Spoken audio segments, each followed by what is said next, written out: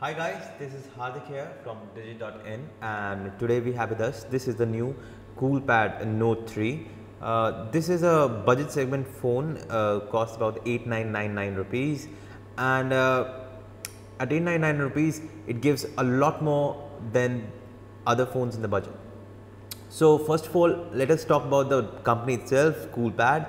Earlier it used to make phones under the Dyson brand, but the Dyson brand has shifted, so now it's making phones under the Coolpad name only. So this is not a Coolpad Dyson Note 3, just a Coolpad Note 3. From past in year or so, we have seen hardware in the phones, specifications specifically, coming down from flagship devices to mid-range devices and then to budget segment phones.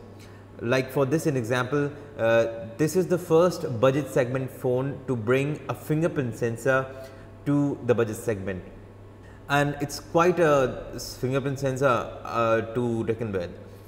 So starting with the sensor itself, it's a very small dimple in the back, and you can see it slightly resides inside the back panel, which is removable, and it's quite fast. We'll come to it later when we'll go in the UI in depth. Let's start off with the design and build of the phone. At first glance, when we took the phone out from the box, many of my colleagues in the office said this looks very similar to the Micromax Doodle 4, and it does look like that. There's the 5.5-inch display, the white bezels around it, and the non-backlit navigation keys give it a very normal pedestrian look. Turning the phone over, you can see it's a mattish back. It's quite grippable, but the phone itself is not quite user friendly, as I was not able to handle the phone in a single hand. It's not very one hand friendly. The 5.5-inch display combined with the taller bezels and the slightly bigger bezels at the side, the phone is not that ergonomic to per se, but it does the job. Talking more about the build quality, it's good. There's an aluminum frame which runs inside the phone, gives the phone a very sturdy build. It's quite robust in the hand and can handle a few knocks and bumps. Coming to the 5.5 display on the front, the colors are punchy, it's quite responsive. The viewing angles are quite good, as this LCD panel comes very close to the IGZO panel we saw on the Meizu M2 Note recently. This takes us to the UI on the phone. Coolpad is using its own cool UI on top of Android Lollipop 5.1.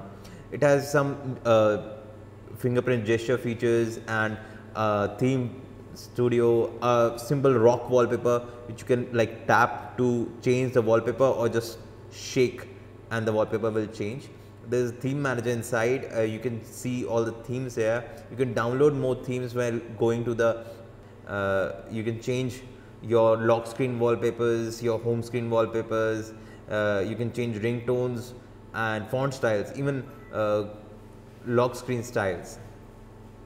And as you can see, this is a custom icon pack Coolpad is using on this phone.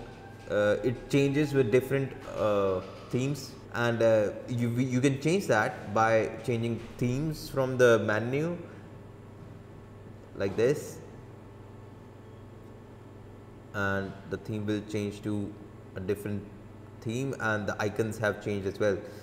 The other thing about this phone is, since it's a Chinese brand, we don't see a app drawer, and all the apps are there on the home screen only. It's a bit user friendly, but then again, people who are accustomed to the Android UI, it's a bit different experience. There's a small multitask menu in the side as well. You can check out messaging, email, memo, videos and other stuff directly from the home screen. You don't have to go anywhere else. Instead of using widgets, the icon itself works as a widget. As you can see, the alarm clock here is moving and it's showing the time right now. Now the best part of the UI is the fingerprint sensor and the software behind it. See, this is the fingerprint sensor at the back, and let me show you how fast it turns on. See how fast the phone is. The fingerprint sensor is really fast, it's really accurate. If I open it with my different finger, it won't open, but as soon as I touch my registered finger, the phone is absolutely crazy fast. There's a FP lock system here which you can use to set custom locks for different apps. Now for example, I have locked Skyforce, so it will open only when I use the fingerprint sensor. So see, now the game opens, and otherwise I can use any app and it will open, but for this I will have to use the fingerprint sensor. So the fingerprint sensor really works. It's really fast, it's very accurate, and at 899 rupees it's quite a bargain. One thing we didn't like about the UI is the Explorer keyboard, which pops up various product coupons and services and whatnot while you are typing, which is quite annoying. This takes us to the performance of the phone, and the phone is running on a 6753 octa-core processor from MediaTek. This processor was earlier seen on the Meizu M2 Note, which currently holds our best phone in the sub 10K category. This is the same processor but not that optimized. We use the phone for a week now and we can tell you that the day-to-day performance is good, unless until you open some heavy apps back to back like games and all. Gaming on the phone is decent, but prolonged gaming does make it lag at times. However, the phone doesn't heat up too much and remains relatively cooler than the competing Eureka Plus under the similar circumstances. Add to it the 3GB of RAM and we have a good combo for the price. Even though these benchmarks suggest that the phone is a good performer, but considering other phones as the Eureka Plus and the Meizu M2 Note, the overall performance was not as streamlined as the others. All this performance does deplete the battery. So, using the phone as a daily driver without any gaming, the phone was able to get me through the day without any compromise. However, gaming burns the battery much faster, and in an hour of gaming, we burned about 23% of the charge. In our standard battery test, where we loop a 1080p video till the battery dies, the phone achieved almost 10 hours of playback, which is quite good in the price category. Now for the 13MP camera. The 13MP camera is quite good. It's not the best in the category, but it's quite good.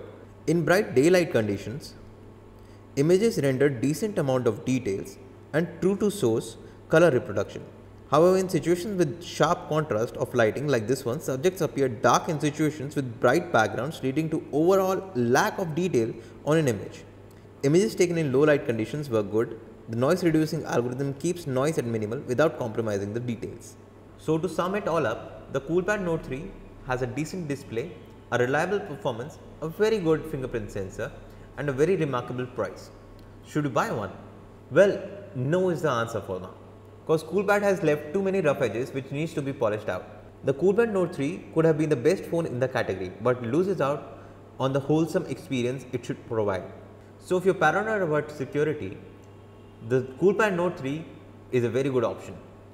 But if security is not your priority, the Meizu M2 Note is still the better phone to buy. This is Hardik Singh signing off. Thank you.